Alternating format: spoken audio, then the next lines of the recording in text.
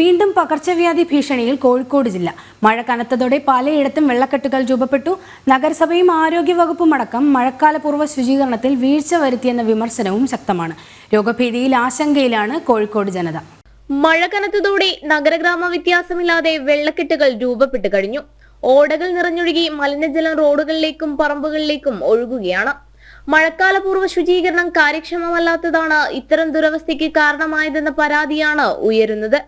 രോഗഭീതിയിലാണ് ജനങ്ങൾ. മഴ വരുന്നതിന് മുമ്പ് അതിനെന്തെങ്കിലും സജ്ജീകരണം ചെയ്യുന്നില്ല. അതുകൊണ്ടാണ് പിന്നെ അവർക്ക് പറ്റിയ ഏരിയകളിൽ മാത്രം പോയിട്ട് കാര്യങ്ങൾ ചെയ്യല്ലാതെ നമ്മളിവിടെ ഒരു ഏരിയ ഇവിടെ ഈ ഭാഗത്തൊന്നും ഒരു പ്രശ്നം നടക്കില്ല. കാരണം അപ്പോൾ ആ ഭാഗത്ത് ഗ്രൗണ്ടിനോടൊക്കെ ഫുള്ള് വെള്ളം കെട്ടിക്കാണ്, വീട്ടിനകത്തൊക്കെ വെള്ളം കയറിയിട്ടുണ്ട്. പുതിയാപ്പ തീരദേശം വലിയ ആശങ്കയിലാണ്.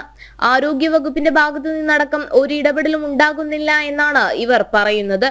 ഈ മഴക്കാലത്തൊന്നും ഇവിടെ ശുചീകരണങ്ങളൊന്നും ഇല്ല. പിന്നെ വെച്ചാൽ ഇവിടെ വെള്ളം കെട്ടി നിൽക്കുന്നുണ്ട്. കുട്ടികൾക്ക് പനി, ജലദോഷം ഇങ്ങനെ പല രോഗങ്ങളൊക്കെ വരാറുണ്ട്. ഏറ്റവും കൂടുതൽ ആ രോഗങ്ങളാണ് കൂടുതൽ വരുന്നത്. ഛർദി, പനി ഇതൊക്കെ ഉണ്ട്. കോർപ്പറേഷനോട് മറ്റേ നമ്മൾ ആവശ്യപ്പെടലുണ്ട്. അവർ പിന്നെ തോന്നുമ്പോൾ വരും.